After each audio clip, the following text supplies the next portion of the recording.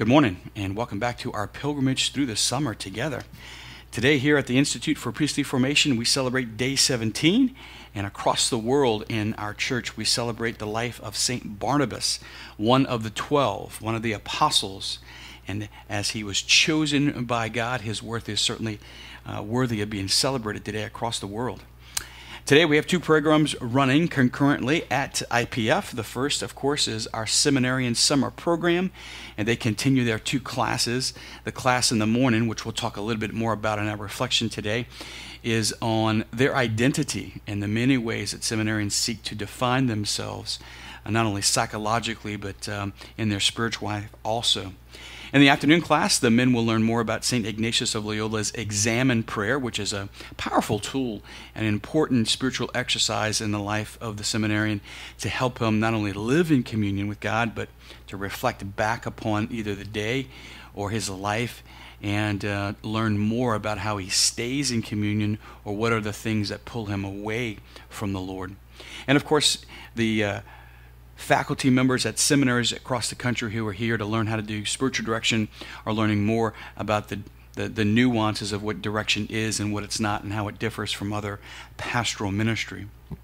But I want to bring us back today to the importance of the concept of identity, what the seminarians are learning about in the morning class, because it's important in the life of a seminarian and certainly important in our lives also. Seminarians often seek to define themselves in lots of different ways. I've been in seminary formation now in some way for 11 years, and I've learned a lot about the way that seminarians seek to define themselves. Sometimes they feel better about themselves if they're doing well academically, and they consider themselves a good seminarian if they are performing well in the classroom.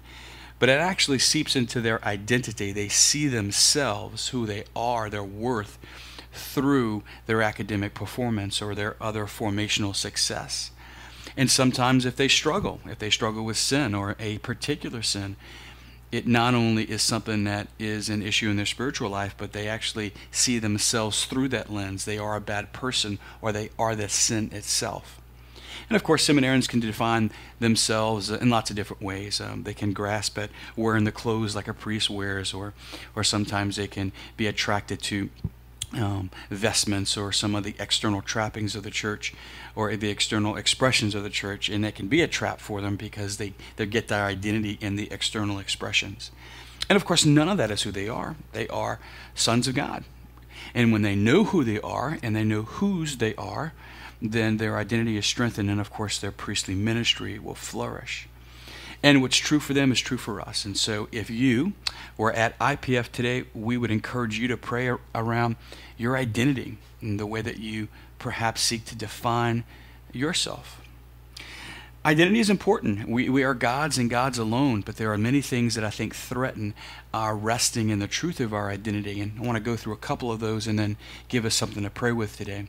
What are some of the things that threaten our identity? Well, of course, the first is true for us as true for the seminarians, and that is success and failure. When you and I are successful, we feel better about ourselves, and we can often look at that as our identity. So whether we are financially successful, or whether we are professionally successful, or whether life has met your expectations, we can forget about that we're God's, and we can define ourselves as the boss or somebody who's wealthy, or etc., etc. Or we all know that life is often littered with failure. And when we fail, when the big things in life don't go to our expectations, when the unexpected storms of life hit us, then we can define ourselves as that. And I don't know anybody whose life looks the way that they dreamt it would. When you're 40 or 50 or 60 or 20, life doesn't look like you thought it would when you were younger, dreaming about life. And when you're young and you have visions of what your future is going to look like, you don't count on divorce. You don't count on gaining weight. You don't count on losing your hair. You don't count on strained relationships with your siblings or your parents or your own kids. You see, when you're dreaming about life, you don't dream about the reality. It's a fantasy about what you want it to be without struggle. And yet that's a part of life. And so many of us know the truth that our lives now don't look like you thought it was going to look when you were younger. And we can judge ourselves in the midst of all that, and we can say that, I am a person who either succeeded in life or failed in life.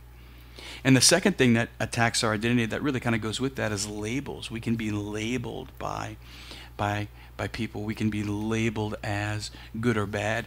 We can be labeled as beautiful or fat. We can be labeled as old or young. We can be labeled as gay or straight. We can be labeled as divorced or married. Like all of those labels that the world just throws out there, often connected to the way that life has unfolded. None of those labels define who we are. I am God and God's alone. So no matter what my life looks like my identity comes from Him. We can also pick up labels or false identities, you might say, within our family. So whether you have whether you fall in the pecking order of your family, single kid or one of 6 or 10, it doesn't matter.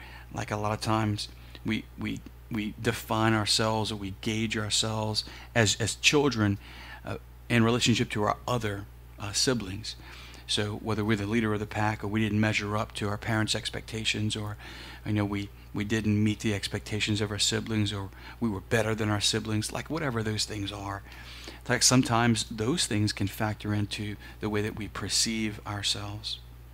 And finally, I think it's important just to name the truth that not only does God speak to us, but the enemy speaks to us. And when the enemy whispers to us about who we are, it's never the truth. And the enemy never talks about our sin. He always calls us the sinner, and it seeks to claim our identity. So all of those things are there. All of those things are present, and many of those things are ways that we seek to claim who we are. So if you were at IPF today, we would just tell you the truth, that God and God alone defines you. It was Him who knit you in your mother's womb. It was Him who breathed life into you. And none of the things of this passing world can define who you are in eternity. You are God's. And when God sees you, He only sees you through His life, His heart, not through anything else. So I would encourage you today just pray with Isaiah 43, 1-7. You could live your life there. And just ask God to show you today, when He sees you, what does He see? And when you see yourself, what do you see? Just spend today letting God look at you. For when we see ourselves as God sees us, it's there that we'll find out who we really are. God bless you.